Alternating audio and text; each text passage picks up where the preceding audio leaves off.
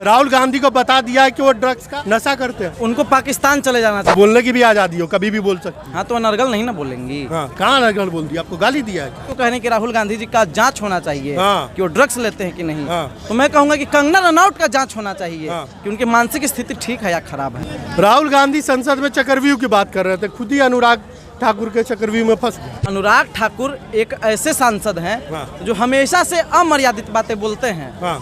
आप देखिए जब वो मंत्री थे तब एक बात उन्होंने बोला था कि भारत के गद्दारों को गोली मारो डैश डैश। अनुराग ठाकुर जी अनर्गल बयानबाजी इसलिए कर रहे हैं कि उनको फिर से मंत्री का पद दे दे भाजपा। जब से मोदी जी प्रधानमंत्री बने देश का बेड़ा गर्क हो गया है। कांग्रेस के समय में सब चंगा था, सब चंगा था। देखिए क्या क्या मिल गया था आपको? क्या क्या मिल हवाई गया जहाज पे चलते थे आप पहले? हवाई जहाज अब साहब उतार दिया मोदी जी ने हवाई जहाज। बिल्कुल सारे लोग इस्तीफा देते तो आप ही को बैठा दे क्या? नमस्कार, आप देख रहे हैं हमसफर भारत और मैं वो मन मौजूद हूँ मैं पटना में। और पटना में हमारे साथ बातचीत करने के लिए एक युवा है। देखते हैं आज जो संसद में कुछ दिनों से चल रहा है चक्रव्यूह, और चक्रव्यूह से रिलेटेड कई सारी बातें आ गई है। बीच में कंगना रनावट भी कूद पड़ी है। देखते हैं भाई साहब से क्या बातचीत होती है और क्या कहना चाहते हैं कंगना रनावट के बारे में। राहुल गांधी को बता दिया है कि वो ड्रग्स का नशा करते हैं। उनको पाकिस्तान चले जाना चाहिए कंगना रनौत। राहुल गांधी को? कंगना रनौत को। अच्छा, कंगना रनावट क्यों जाए? कहते हैं कि 2014 में उनको आज़ादी मिला इसलिए उनको पाकिस्तान चले जाना चाहिए। क्योंकि भारत आज़ाद हुआ 1947 में, इसलिए उसको बोलने की भी आजादी हो, कभी भी बोल सकते। हाँ तो अनर्गल नहीं ना बोलेंगी। हाँ, कहाँ अनर्गल बोल दिया? आपको गाली दिया है? तो आज़ाद कब अनर्गल हुआ में क्या आता है? 47 गाली में हुआ है।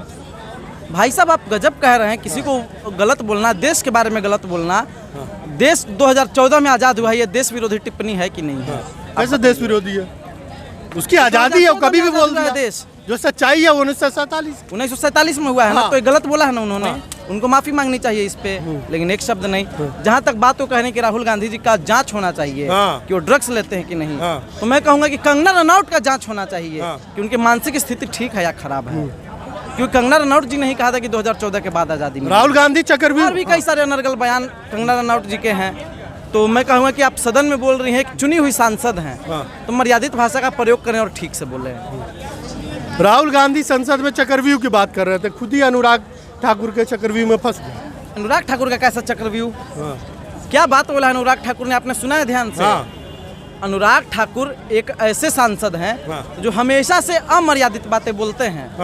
आप देखिए जब वो मंत्री थे तब एक बात उन्होंने बोला था कि भारत के गद्दारों को गोली मारो डैश डैश डैश बोला था उन्होंने। तो एक सांसद की भाषा होती है या फिर एक मंत्री की भाषा इस तरह की होती है? अनुराग ठाकुर मानते हैं कि भारत के पूर्व मंत्री थे और अभी वो मंत्री नहीं है। तो बहुत सारा कुछ है, देखिए आगे आगे क्या होता है। अनुराग ठाकुर जी अनर्गल बयानबाजी इसलिए कर रहे हैं कि उनको फिर से मंत्री का पद दे दे भाजपा, लेकिन भाजपा ऐसा कुछ नहीं करेगी। जाति जनगणना के ऊपर राहुल गांधी जी ने इतना भाषण दिया, काफी सारा विवाद भी हो गया है। क्या लगता है होना चाहिए? वास्तविकता की बात की राहुल गांधी जी ने। देखिए साहब, इस देश में जो भी व्यक्ति दलितों की बात करेगा, वंचितों की बात करेगा, शोषितों की बात करेगा, अल्पसंख्यकों की बात करेगा, अगड़ों की बात करेगा, पिछड़ों की बात करेगा, उनको इस देश में गालियां पड़ती ही पड़ती। मोदी जी तो कर रहे हैं सबका साथ सबका विकास, इससे अच्छा कौन कर रहा है? सबका साथ सबका विकास, किसी का साथ नहीं दे रहे हैं मोदी जी, और ना ही किसी का विकास हो रहा है। आप बोलेंगे तो आपको मैं कोट करके बता दूंगा। बताइए ना। बंगाल में बीजेपी के एक बड़े नेता है शुभेंदु अधिकारी। जानता हूँ। उन्होंने एक बयान दिया था कि सबका साथ सबका विकास, ये जो नारा है इसको हटा देना चाहिए।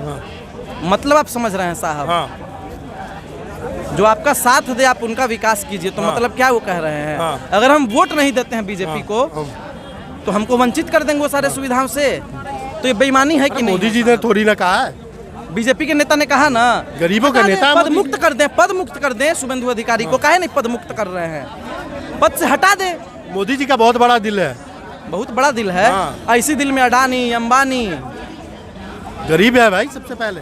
कौन गरीब है? 5 किलो राशन नहीं मिलता आपको? 5 किलो राशन। आप एक बात बताइए, 425 रुपए का पहले सिलेंडर हुआ करता था, अभी सिलेंडर 960 रुपए का। अब 960 रुपए का सिलेंडर पे आप 5 किलो मुफ्त का अनाज पकाएंगे? बताइए। सैलरी भी तो बढ़ी है, डबल हो गई है। आप पकाएंगे कि नहीं पकाएंगे? तो सैलरी जब डबल हो गई, इतना ही विकास हो रहा है, तो काहे 5 किलो अनाज दे रहे हैं? लोगों का मदद कर रहे हैं। मदद कर रहे हैं तो फिर लोग गरीब हैं, और लोग गरीब हैं तो मतलब सरकार यानी मदद करना भी गरीबी है। ओहो, अगर आप 5 किलो अनाज पे निर्भर हैं तो इसका मतलब आपके पास वो 5 किलो निर्भर नहीं बोलते, मदद करना बोलते। 80 करोड़ लोगों को सरकार मुफ्त में 5 किलो अनाज दे रही है। हमारा नहीं, भाजपा के बड़े नेताओं का ये स्टेटमेंट है। तो फिर अगर देश के 80 करोड़ लोग 5 किलो अनाज पर निर्भर है तो मतलब देश में गरीबी है।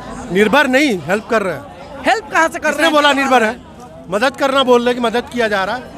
देश में अभी भी आपको बता दे 5% ऐसे लोग हैं जिनकी रोजाना आय मात्र 43 रुपए है।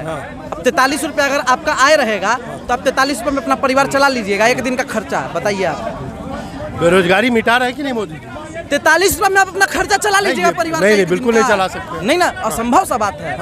अगर किसी रेस्टोरेंट में बैठ जाए हम पूरी सब्जी खाने के लिए सुबह में तो उसमें 50 रुपया चला जाता है। और 43 रुपये तो देश सोचिए कितना ज़्यादा बेड़ा गर्क हो रहा है देश का। जब से मोदी जी प्रधानमंत्री बने हैं देश का बेड़ा गर्क हो गया है। कांग्रेस के समय में सब चंगा था। सब चंगा था। देखिए क्या क्या मिल गया था आपको?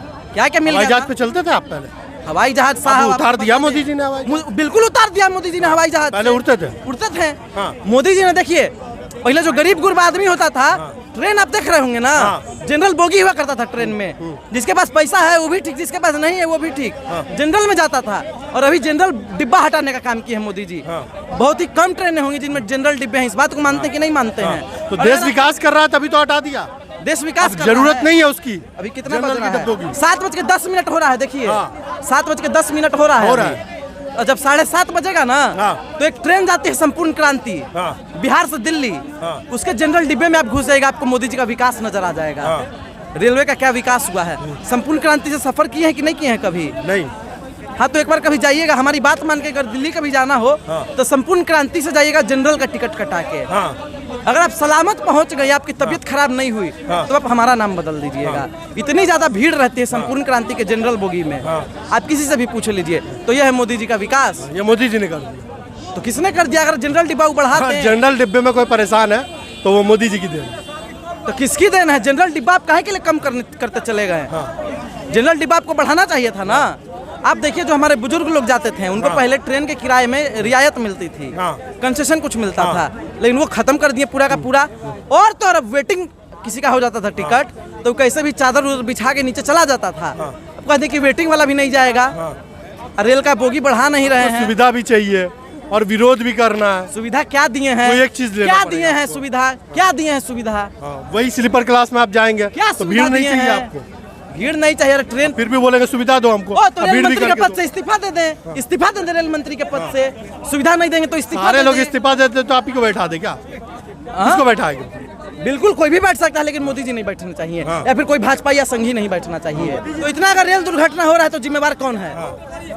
बीजेपी है कि नहीं है? सरकार का मुखिया किसी चीज के लिए जिम्मेवार होता है कि नहीं होता है? तो आपके हिसाब से बालक बुद्धि को बैठा दिया जाए। बालक बुद्धि कौन है आप बताइए पहले। भाई हम तो नहीं जानते।